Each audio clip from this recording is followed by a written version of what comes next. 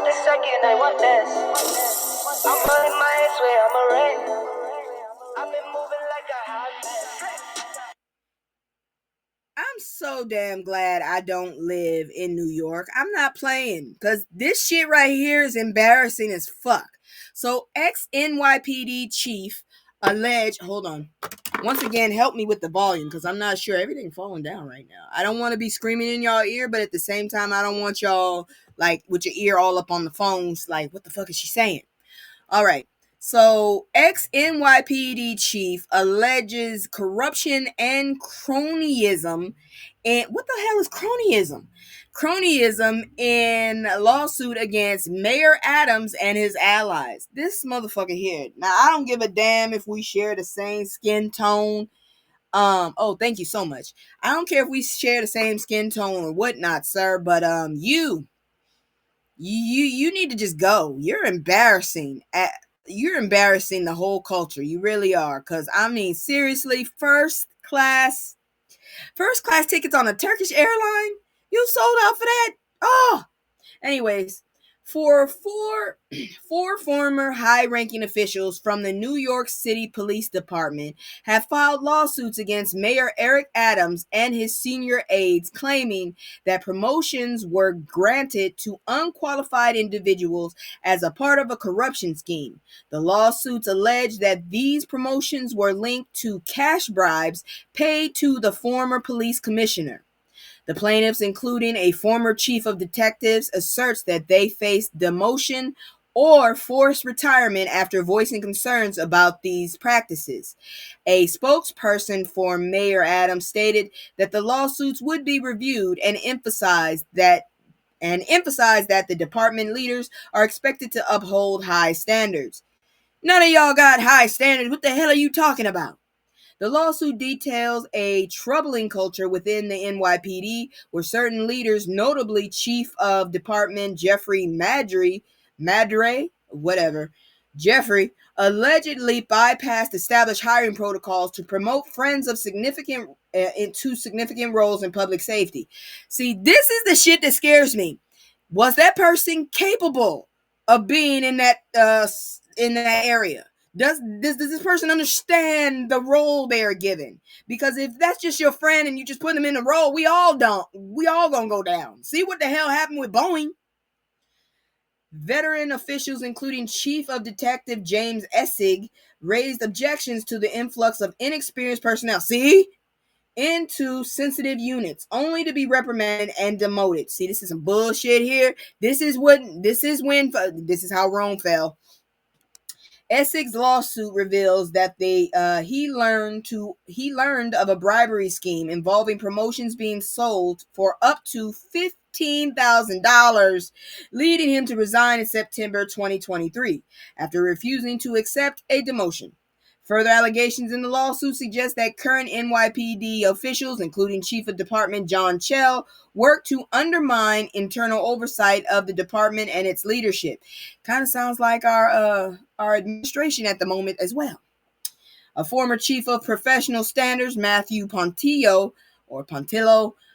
discovered patterns of unconstitutional practices and was discouraged from reporting his findings to the then Commissioner Keechant Sewell. Following the meeting, Sewell resigned, and the circumstances around her departure have raised additional concerns. Both Madry and Caban have faced investigations, and their homes have been searched by federal agents, though neither has criminally been charged. They come to get y'all asses. I'm so sick of this bullshit. Why the hell do we set things up for checks and balances if we ain't gonna use them? Y'all motherfuckers just can't wait to get some power and then you fuck it up. And then you fuck up the checks and balances and then we got to come get you. Like I said, we just need to do a culling. Every 2 years, we come get your ass. We beat the shit out you if you ain't doing it right. How about that? That's what the job entails. You get great pay. But if your ass fuck up, we get to beat your ass every 2 years. Unless you quit and get a new motherfucker. We gonna beat your ass down. And then we gonna get a new motherfucker if you ain't doing your job right. How about that? Every 2 years, we call the fuck out of this government. The whole government. The internal government. We just call every motherfucker. How about that? Every 2 years. I know it's a lot of work, but look at the shit we're dealing with. Okay. So you assholes really tried it. You really tried it. As politicians tried to bury Black history, a major victory for icon Zora Neale Hurston.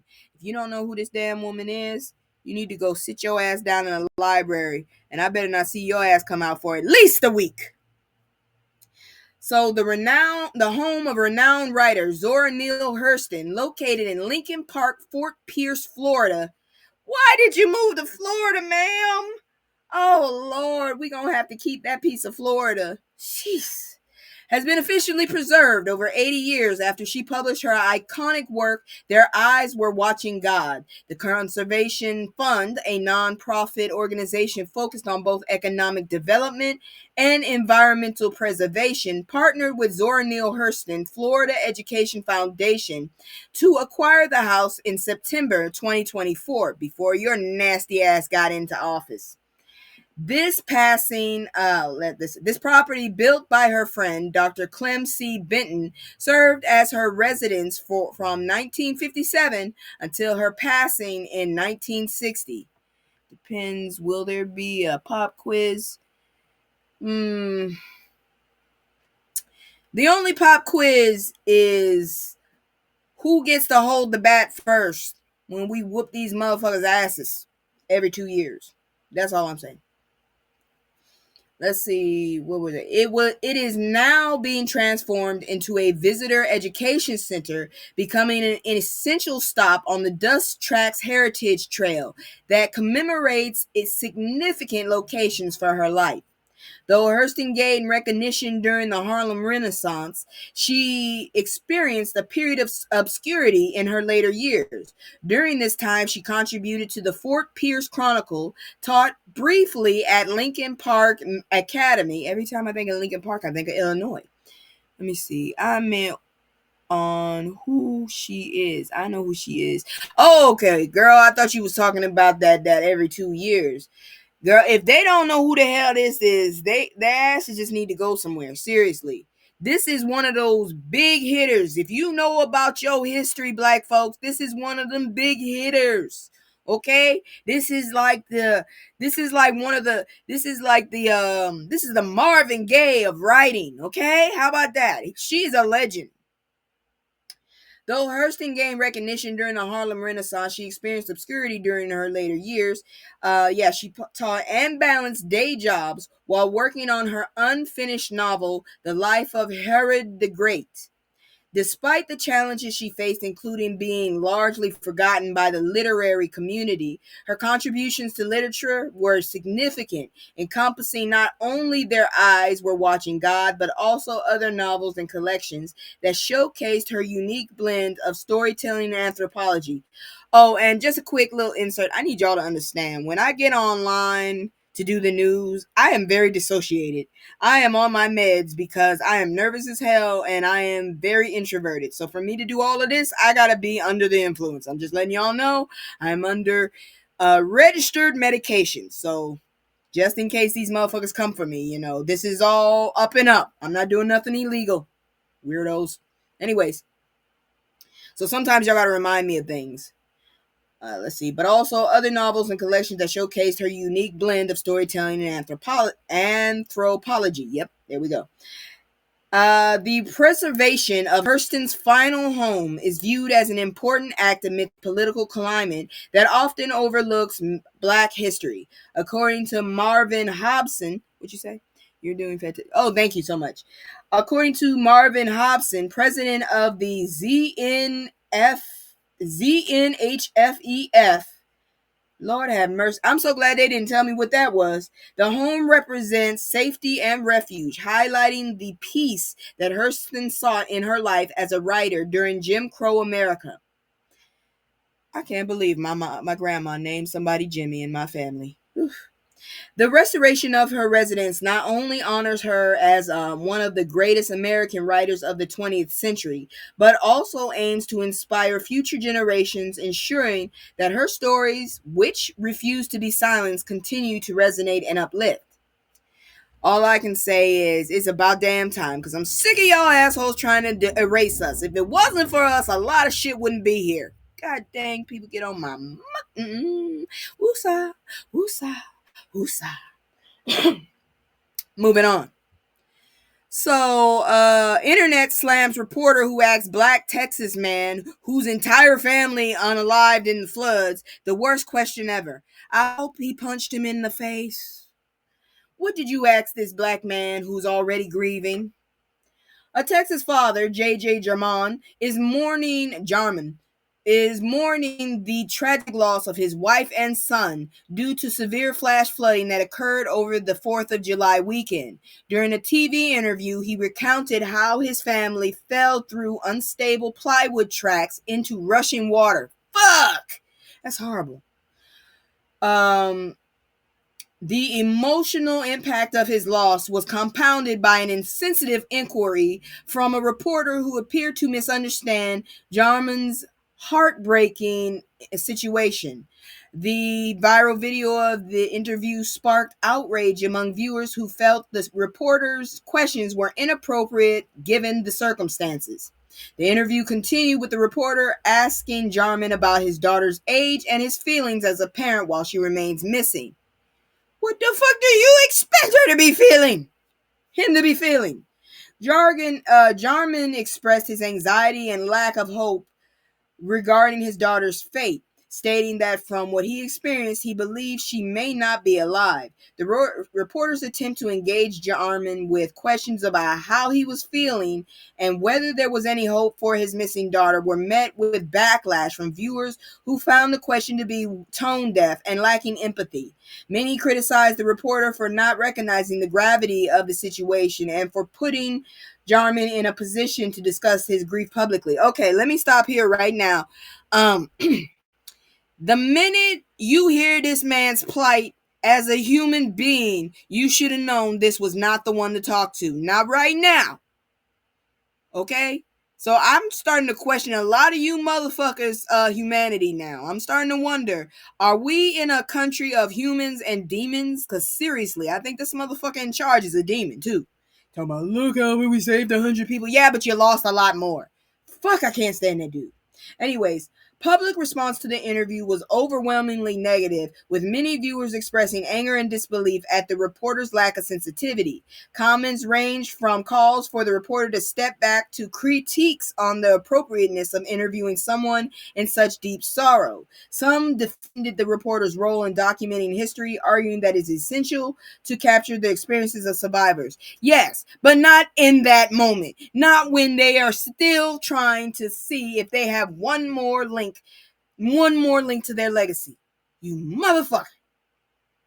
I would have punched him in the face. How the fuck you think I feel? I just lost my wife and my goddamn son, and now you asking how I feel about my daughter? Man, get the fuck away from me. It's too much. You defenders need y'all ass to go sit down. I bet you wouldn't want nobody asking some stupid shit like that when you experiencing it. I don't want to watch it. Shit. However, the majority of individuals felt that the reporter failed to show the necessary compassion needed when dealing with individuals who are grieving. The tragic flooding in Texas has devastated effects, with over 100 lives lost and many people still unaccounted for, highlighting the need for sensitivity in the media coverage during such crises. We got a jackass who's trying his best to deflect from him being a pervert rather than worrying about and praying for the recovery of these people. Do you realize how fucking low we have fallen when this is what motherfuckers are doing to get a bag? They are harassing people that don't need to be harassed, just need to be left alone. Because I promise you, had he walked up on me and asked me, I probably would have ran his ass over with this vehicle this man is in. And I'd have backed up. I'd have definitely backed the fuck up too. Moving on. Judge orders Trump administration to halt indiscriminate immigration stops, arrests stops arrest in California. And I'm all for that too, because I heard that mush mouth. I don't know who that dude, who's that, Harmon or whatever. That man has a mush mouth. He needs to go. He needs to go get deported his damn self. Talking about he can arrest motherfuckers just from the way they look. Bitch, do you know how much of a melting pot some of us are? Shit, I am all Negro, but as soon as I take my hat off, y'all motherfuckers think I'm Dominican. Fuck you. All right, so a federal judge has mandated that the Trump administration cease. Hold on, I haven't had a whole week of fighting with these gnats. And I know how to get rid of them, but I want to get rid of them with this damn electrified tennis racket I have that I found out from Chinese people. Y'all need to get that shit for real. It looks like a tennis racket, but you press a button and it shocked the shit out of all kind of flying bugs. And I told y'all I hate bugs. Anyways, a federal judge has mandated that the Trump administration cease indiscriminate immigration stops and arrests in 7 California counties, including Los Angeles. This ruling follows a lawsuit filed by immigrant advocacy groups alleging that the administration has been systematically targeting individuals based on their race during immigration operations. Is it okay for a country to be racist? Is that legal? Shit, I need to go back and study social studies again because they never talked about the legitimacy of being a racist fuck. Anyways, the plaintiffs, which include detained immigrants and U.S. citizens, argue that these tactics violate constitutional rights. Judge Mame, look, it's MAAME. I don't know what that is. She just got an initial. Frimpong. I would rather call you Frimpong. Judge Frimpong issued temporary orders to protect individuals from unconstitutional immigration raids, emphasizing the evidence of violation presented during the court hearing. The heightened enforcement actions by the Trump administration have created anxiety within immigrant and Latino communities in Southern California. Recent arrests have occurred at various locations, including car washes and Home Depot parking lots. That is very racist, you jackasses. I don't see Mexicans at Home Depot. I really don't. Anyway, sparking widespread protests. The American Civil Liberties Union, ACLU, why didn't you just say ACLU, claims that these enforcement actions are driven by arbitrary arrest quotas and racial stereotypes. Despite denials from the Department of Homeland Security regarding racial profiling, advocates argue that incidents of discrimination have been documented, highlighting concerns that race influences law enforcement. The judge's order ensures that detainees at a specific immigration facility in downtown Los Angeles will have improved access to legal counsel. Have y'all heard about that damn alligator Alcatraz? I heard that thing is inhumane. People are already sick and some are dying. There is maggots in the food. I quit on those names. You know what? How you gonna quit on me? You wrong for that, ma'am. No, you didn't. She quit on me, god dang it. Yeah, that woman's name is MAAME, and your behind went and quit. You were supposed to be here to help me. How you gonna quit on me? There, done it. Anyways, let's see, where else was I? Okay, so the judge's orders also ensures that detainees at a specific immigration facility in downtown in Los Angeles will have improved access to legal counsel. Advocacy groups report that lawyers have previously been denied access to the facility, limiting detainees' ability to seek legal assistance. That's illegal. Let's see here now. Where was I? Assistance. I lost where I was reading. Oh, there it is. The ruling prohibits immigration officials from using race or ethnicity as basis for reasonable suspicion, while also mandating the attorney can visit the facility daily and that detainees have access to confidential communication. This decision reflects broader legal challenges to immigration enforcement practices currently employed by the federal government. All right, folks, so you know what that means. Those names are a no. Damn. God dang it. Girl, I'm not even joking. That was her. The judge's name is MAAME. Then there's an E. And then it's FRIMPONG. I see Pong. Frimpong. That's the best I'm going to give you. But moving on, I hope these motherfuckers understand we are still humans. You cannot sit up there and just kick people out and treat them like shit just because they don't have the right papers. Because real talk, how can you own land? You didn't make it. I mean, really, you did not make it. The Most High made it. So how you gonna sit up there and say, this is mine, but you didn't make it? I mean, if we're gonna get technical. And then if we really want to get technical, you wasn't here first. You just came here and just colonized the place, and nobody has liked it since.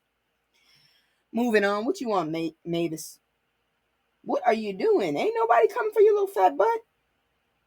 That's my cat Mavis. She's just walking around. I swear to God, I think she's part Maine Coon. Seriously. Motherfucker's big. Anyways, moving on.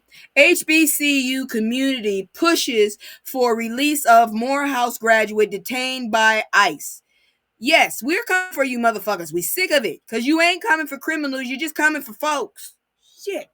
So, HBCU alumni and students are coming together to support Morehouse graduate Alex Maganda, who is currently detained by ICE in Texas. Maganda, a 2018 graduate and former football player, is being held at the Blue Bonnet Detention Facility. Who the fuck named that thing? You love cats? That's wonderful, because these two are ghetto.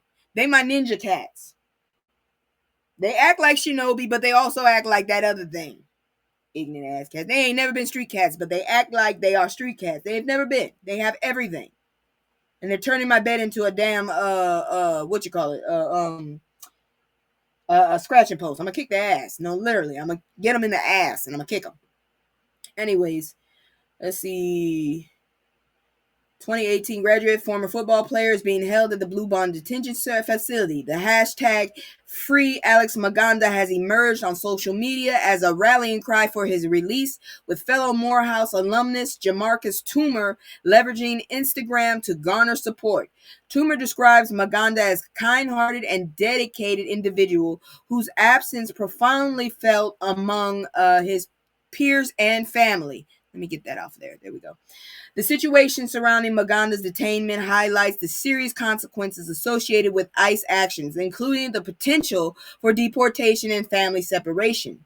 Toomer emphasizes the importance of solidarity within the Morehouse community, urging members to embody the spirit of support that defines their brotherhood. We all need to link together, but I'm going to tell you right now, black folks, we gonna link together behind these folks. I'm just saying, we were already on the front line for a while. We gonna link together, but we ain't on the front line. We seriously are not doing the front line no more. Fuck that. We've seen this shit. We peaked game. We knew this shit was coming down the pipeway. We told y'all motherfuckers we came in masses, and look what the fuck happened. So we in the background. We just telling y'all.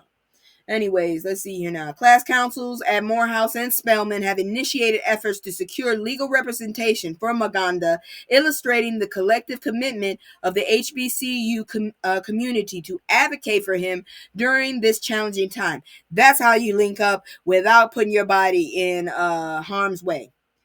Take it to the legal, because these motherfuckers apparently it's all about legal, so we gonna have to play their game. Yes, we did tell them. We been told these motherfuckers this shit was gonna happen. We told these motherfuckers before the project even happened, when they hired this fuck. I'm telling you, no more celebrities in office, okay? If you're gonna pick somebody, they need to have a legal background. A fucking legal, not a business. Because believe me, this place ain't a business. It's hell, if you ask me. Shit. Anyways, despite the gravity of the situation, reports indicate Maganda remains in good spirits as support continues to grow. The HBCU community is actively campaigning online and organizing aid, but no court date has been set for his case. This incident sheds light on the disproportionate risks faced by Black Americans regarding immigration enforcement. Particularly, I hate that word, during the Trump administration policies. The campaign for Maganda serves not only as a call for his release, but also as a critical reminder of the broader challenges within the immigration system. All I got to say is, Nacho Taco, you get on my goddamn nerves. And yes, I'm going to keep calling you out your name because you don't seem to understand. We don't like you coming up and fucking up our names either, damn it. And oh, look at this shit. This shit right here, I couldn't wait to report this one. White council members ousted city manager for blacking up city lawsuit. Mm-hmm. Y'all see this shit right here? Y'all always talking about ain't no racism. Look at this. Look at this. So, a former city manager, Hopewell Concetta Manker, has filed a multi-million-dollar lawsuit against the city and four white council members, claiming racial discrimination led to her unlawful termination. Manker, who was the first black woman to hold the position, alleges she was fired without cause in May 2025, shortly after council voted 4-3 to terminate her and city clerk Brittany Williams. The vote was perceived by many residents as racially motivated, prompting public outcry during the council's meeting. How come y'all ain't got no Asians, no Latinos, no blacks, no nobody? You just got four white people, and we don't even know what they are. They're just white. Are they Italian? Are they German? Are they what the fuck? So they white. I already told you what people said. If you white, you're racist. You need to embrace your own fucking ethnicity, really, because this shit right here ain't working for y'all. We're black because we don't know where the fuck we supposed to go. You mixed us the fuck up so damn much. Anyways, and I've always wanted, just off note, I just always wondered, why the hell do they call themselves white when they're actually kind of a peach color? I never understood that. Anyways, where was I? Okay, so the lawsuit highlights that the termination vote fell along racial lines, with Manker asserting that her firing was driven by racist attitudes among the council members. I was right. She claims that Mayor Johnny Parton, Vice Mayor Rita Joyner, and council members, man, come on now, Eonnie Ellis, not Bonnie, Eonnie. You need your ass whooped for that name. And Susan Day with an E acted unlawfully, and that Joyner's defamation of Manker, including accusations of blacking. That's black with ing. See, the word don't even feel right. Blacking up the city through her hiring practices reflects a bias against her leadership. Maker contends that Joyner's statements were not made in good faith and were indicative of deeper racial prejudice. I see some issues in my own self. I really do. Maker's lawsuit also points to procedural violations surrounding her firing. She argues that council member Ellis, thank God, that's the one with the E and the O and the NNIE, that shit right there, should have abstained from voting due to a conflict of interest, as he serves both as a counselor and as Manker's superior. Additionally, Manker, I hope I'm saying this right, Manker claims that the timing of the vote violated Robert's Rules of Order, as it was considered months after the initial decision, making the council's actions not only illegal, but also revealing of their racist motives. In her lawsuit, Manker is seeking $6.85 million in damages and a declaration that her termination is invalid. I hope you get every drop. I hope you get every penny, all of it. What the hell? Of course it's going to be something fucked up. And what is blacking up? You do realize they did a survey and they said the most educated group so far right now is black women, right? This is a black woman. She's looking for the best and the brightest. Maybe some of these people might not even be black. They might look black. Okay? You know, the sun covers a lot of this country and this world. A lot of us turn out brown. I done seen some brown white folks, and I'm sitting up there like, how the fuck did you manage that shit? But they brown. So I'm just saying. Y'all get on my damn nerves. But guess what? That's it for stupid games and stupid prizes. We about to move on into history, y'all. So if you ain't interested in history, take your broke ass home, because we about to do it regardless. That's all I got to say. I'm broke, but hey, I'm here too. So let me go ahead and drop my opener. If you got some time, go get a sip of something, go get a puff of something, and we're going to be back with some learning. Here we go.